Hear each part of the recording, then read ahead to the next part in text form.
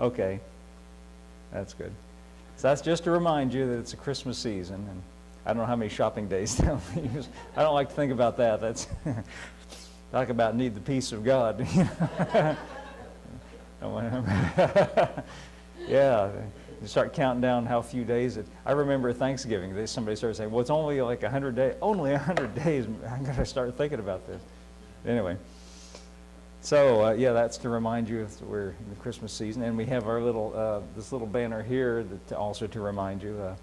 That was sent to me by Charles Mensah. Remember him in Ghana? He came and spoke for us once a long time ago, and we helped him buy a computer. I thought, you know, he told me that what his ministry is. He goes up into the parts of West Africa and Ghana where they don't have electricity and where they don't know anything about, no churches, very rural, very undeveloped. And he takes a movie projector with a diesel generator because there's no electricity, and he shows one of those Jesus movies, where they portray the life of Jesus in a film. And for most of them, they've never heard or seen it before, and he finds that's a good way to, and it's an event, to set up this screen and a projector. They've never seen movies before. And they watch the life of Jesus, and of course it ends with the crucifixion and the resurrection. And then he'll give an invitation and say, how many of you would like to receive this Jesus for your Savior? And they'll all raise their hands, and he'll pray with them and get little churches started like that. And he told me the problem is these places are so undeveloped, they don't have any literature or Bibles printed in their language. So he knows, he can speak it, so he can translate things a little at a time. But he said, if I just had a computer, I could make printed material and take them to them, so these little churches would have at least parts of the scripture. He could translate it into their language. So I thought to myself, I go to Walmart, I see computers for sale for $300, almost, very affordable. I said, I'll just buy you a computer. And so as we got into it, I found out that because of the import duties, it would have cost so much to buy a $300 computer at Walmart and import it. It was cheaper just to have him buy it in Ghana. So he bought it at Gateway, Ghana. Ghana of Gateway or whatever. And that actually ended up being cheaper than shipping it over there. So he sent us this, wish you a Merry Christmas. I think it's a handmade, I don't know how you make something like that. Anyway, it's a very nice little African thing. So I like to hang that up at Christmas time. Anyway, good to see everybody, and hope it's not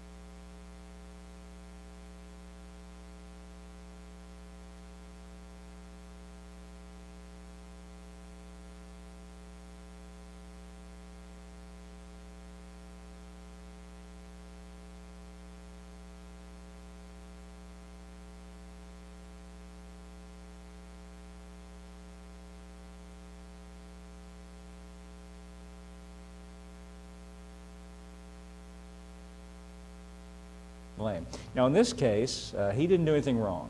This man, it's clear to say, it's plain to see that, and it's easy to say that because Jesus himself said, neither this man sinned nor his parents. In other words, they didn't do anything to have caused this.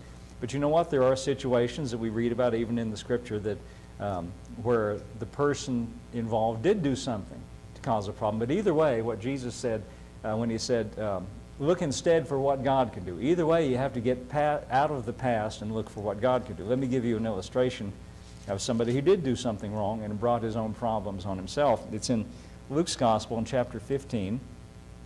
And this is a well-known story, and I probably don't even need to read it, but I will anyway, just to make the point. Verse 11, Luke's Gospel, chapter 15, verse 11, just to let you see this principle at work. Well-known story, we call this the prodigal son. A certain man had two sons, verse 11. Verse 12 says, the younger of them said to his father, Father, give me the portion of goods that falleth to me, and he divided unto them his living. And not many days after, the younger son gathered all together and took his journey into a far country, and there he wasted his substance with riotous living. Now, I love the King James translation because it's so polite. You know, he said he wasted his substance with riotous living. We could say it in everyday language that he blew it on partying. That's what happened. Now, Jesus says it this way. Now, you have to understand, this is a made-up story. This is a fictional story. Jesus is making it up. He's making up a made-up story, a fictional story, to make a moral point. That's what a parable is. He's telling it this way because he wants to make the point that this son he's describing is doing everything wrong. You know, you're not supposed to go to your father while he's still alive and say, give me my inheritance. That's, however you want to characterize it, that's kind of a rude thing to do. You know, you don't go and say, give it to me now, and then having the father graciously gave it to him, then he went out and wasted it, on riotous living, it says, wild living. It's not like he went out to Wall Street and made some investments that just happened to go wrong. He wasted it. See, Jesus is telling it this way so that we'll get the impression that this son is doing everything wrong, and then bad things began to happen. We might say he began to experience bad things as the result of what he did. Verse 14, and when he had spent all, there arose a mighty famine in the land, and he began to be in want. And he went and joined himself to a citizen of that country, and he sent him to the fields to feed swine. And he would fain have filled his belly with the husks that the swine did eat, and no man gave unto him. So here he is, he's taken his father's inheritance, and he's squandered it, he's wasted it. That was the wrong thing to do. Jesus tells it that way on purpose. He's done everything wrong. As far as Jesus is concerned with this story, this son didn't do anything to commend him. He didn't do anything right. He's done everything wrong. And then he begins to experience things that are, we could say, are the direct result of what he did. The famine arose, and he didn't have any money because he'd wasted it. And he ends up, now we find him in the pig pen, at the bottom of the, his life is at its lowest point. Yeah, he's in the pig pen. Now, we were making the point about the blind man a moment ago when Jesus said, neither hath this man sinned nor his parents. And the message said, you're looking for someone to blame, but look instead for what God can do.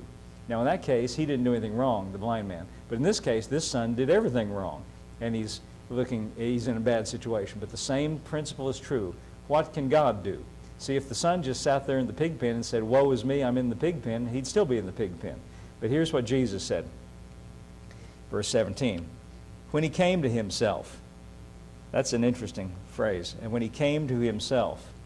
You know what that means when it says he came to himself? It means he had a mental awakening. He suddenly remembered or realized who he really was. And what he had forgotten or walked away from, we might say, was the fact that he was the son of his father. He forgot about or neglected, or for whatever reason, Jesus doesn't tell us why, he turned away from and walked away from the father. Did you notice when the son did all these bad things and walked away from the father and went out and wasted his substance and riotous living, it doesn't tell us anything about the father getting upset or getting mad. That would have been a logical thing to expect. Jesus doesn't say anything of the kind. He doesn't say the father was mad. He doesn't say the father, tell him, boy, you're going to get what's coming to you. He doesn't say anything like that. The son went and did this, and you could say that the son brought it on himself. But then it says, just like with the blind man in that story. Jesus said, look instead for what God can do. He began to think, and he came to himself and remembered his father and the fact that he was the son of his father. He came to himself and he said, how many hired servants of my father's have bread enough and to spare, and I perish with hunger? I will arise and go to my father, and will say unto him, Father, I have sinned against heaven and before thee, and I'm no more worthy to be called thy son. Make me as one of thy hired servants. And he arose and came to his father. But when he was yet a great way off, his father saw him and had compassion, and ran and fell on his neck and kissed him. Now in this story, this is the first time since the son left that we see Jesus tells us anything about the reaction of the father. And the reaction is not anger, and it's not disappointment, it's not, you know, you're going to be on probation, you're going to be in the doghouse or anything like that. The father, it said, had compassion on him. Now Jesus is making up this story. The Father represents God. He is presenting to us an image of God and dealing with a person who is a sinner, who has done everything wrong. And not only is God not angry, it said he has compassion on him. And eventually this son came to his senses and turned back to the Father, and the Father, it says, ran to meet him.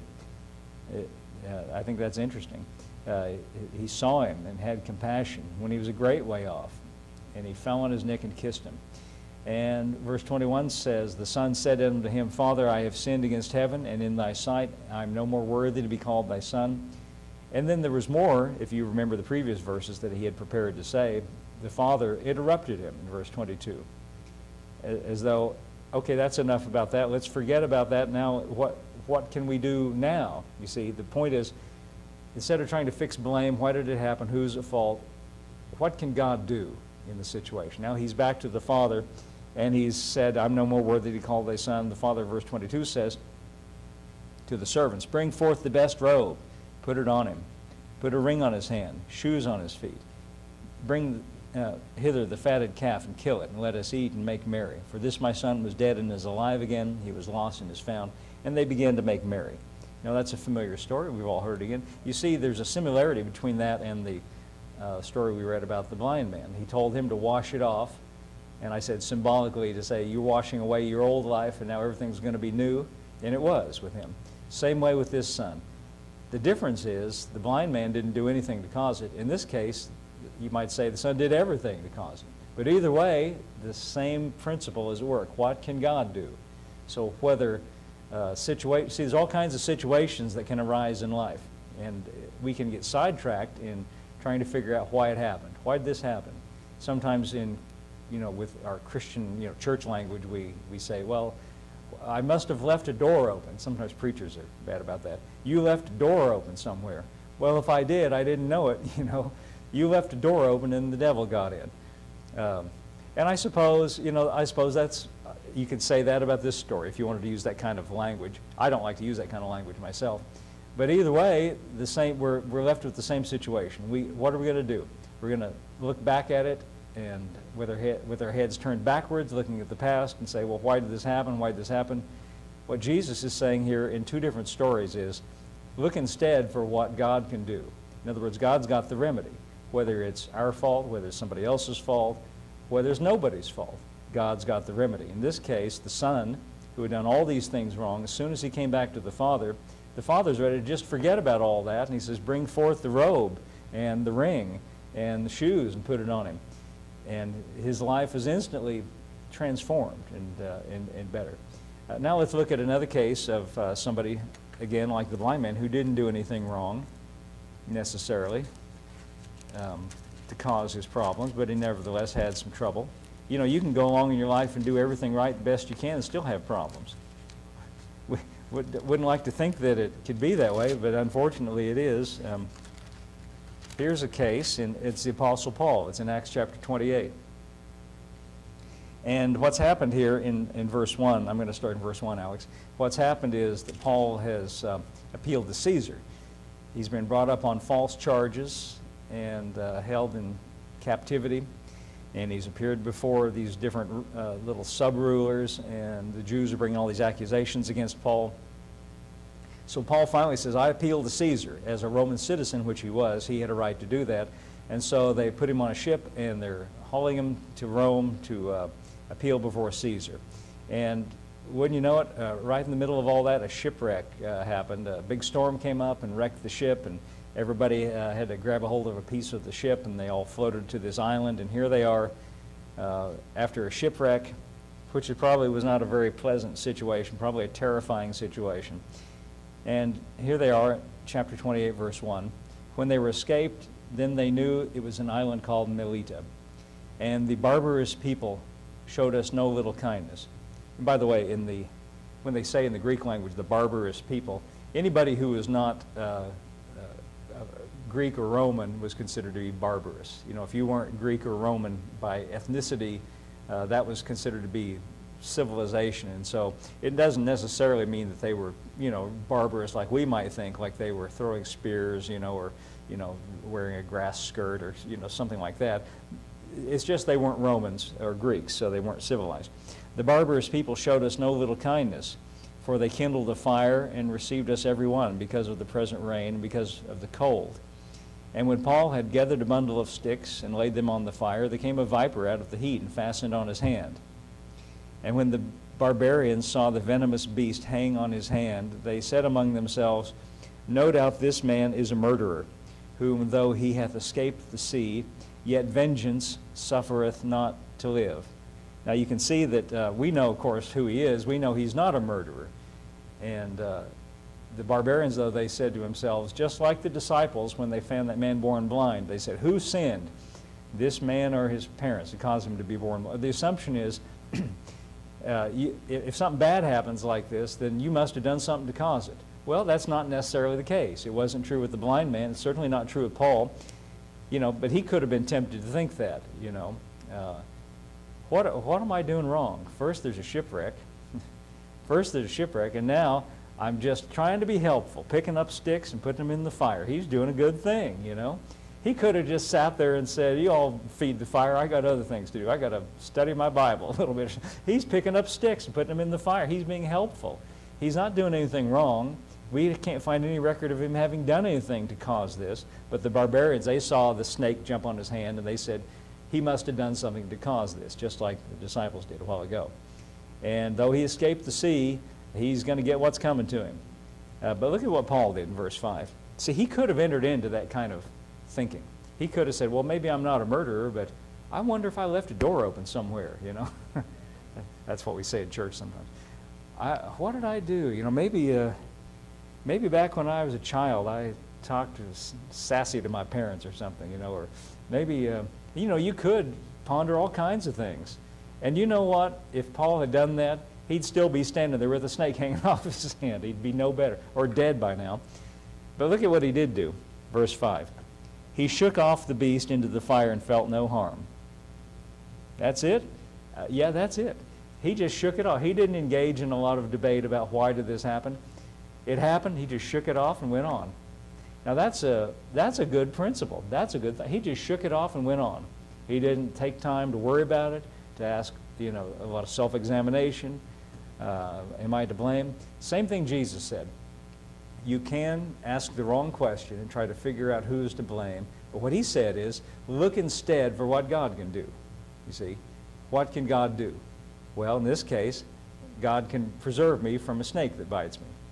In the case of the prodigal son, what can God do? God can restore me to my situation. In the case of the man born blind, God can restore sight.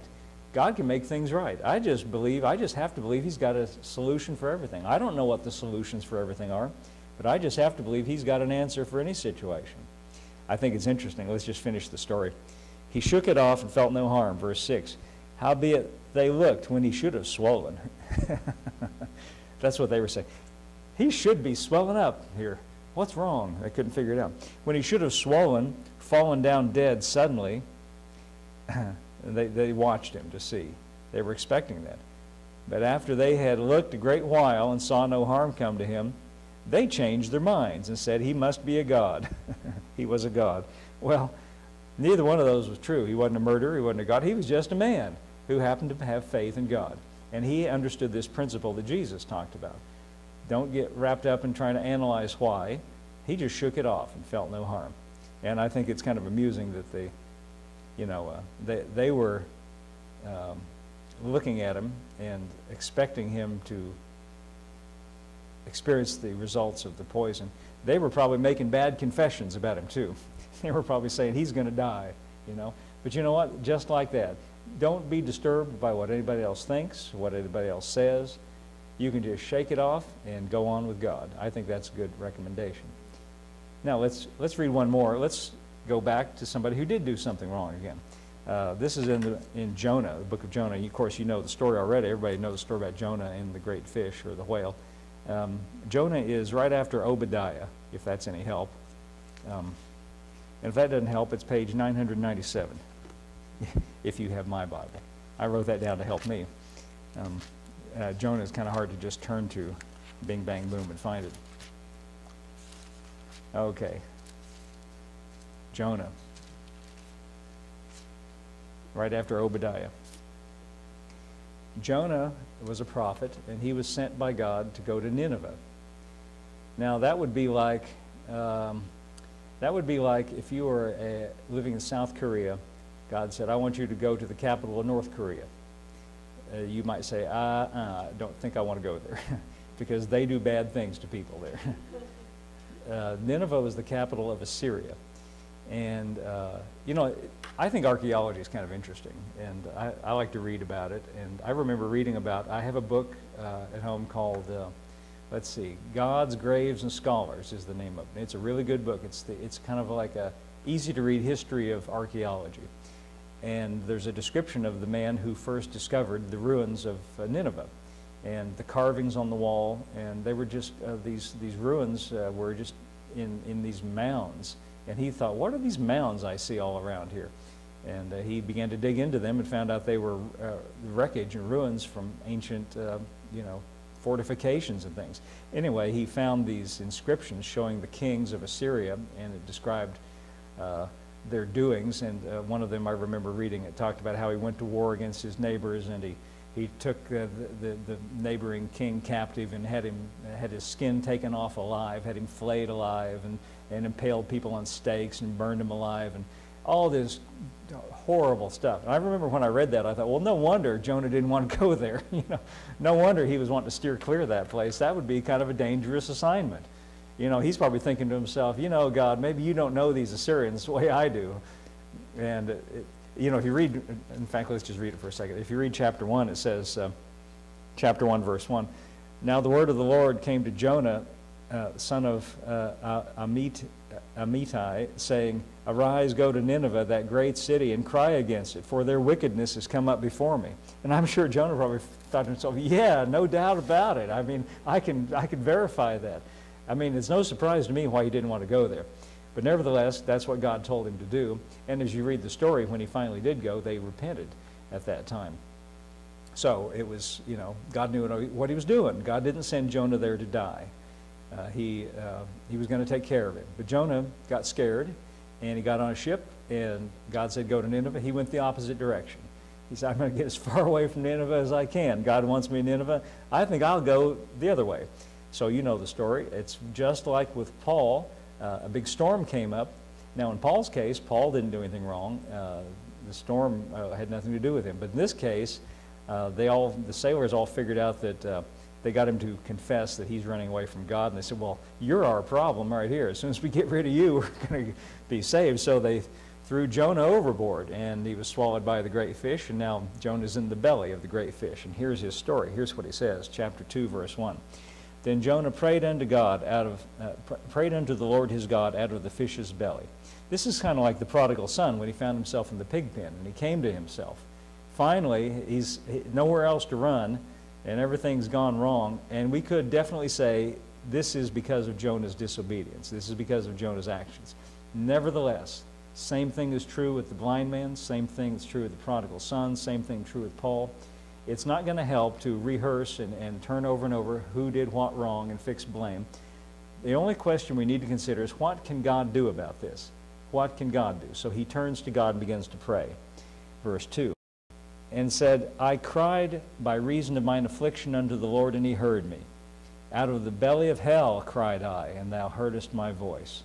For thou hadst cast me into the deep, and the midst of the seas, and the floods compassed all about me, and thy billows and thy waves passed over me. Then I said, I am cast out of thy sight, yet I will look again toward thy holy temple. See, this is very similar to the prodigal son. All this has gone wrong, but I'm going to look to you again. The waters compassed me, verse 5, about, even to the soul, and the depth closed me round about, and the weeds were wrapped around my head. I went down to the bottoms of the mountains. The earth with her bars was about me forever. Yet hast thou brought up my life from corruption, O Lord my God. When my soul fainted within me, I remembered the Lord, and my prayer came in unto thee, into thy holy temple. Now verse 8 I think is really interesting. Look at what it says. Jonah says this. They that observe lying vanities forsake their own mercy. They that observe lying vanities forsake their own mercy. Now, he's sitting in the belly of this fish. He's sitting in the belly of the whale, and he says, he's describing that situation as a lying vanity. He says to observe lying vanities is to forsake your own mercy. Well, it's undeniable that he's sitting there in the belly of the fish. I mean, that's sort of undeniable, but what does he mean when he says in this prayer, they that observe lying vanities forsake their own mercy? What he's saying is the lying vanity, or the lying, the empty thought, is that here I am, and here I'm going to stay. You know, this is the whole reality. This is the whole solution. This is the whole end of the story here. That's the lying vanity. You know, it would be like the blind man saying, here I am blind, and I'm going to stay blind.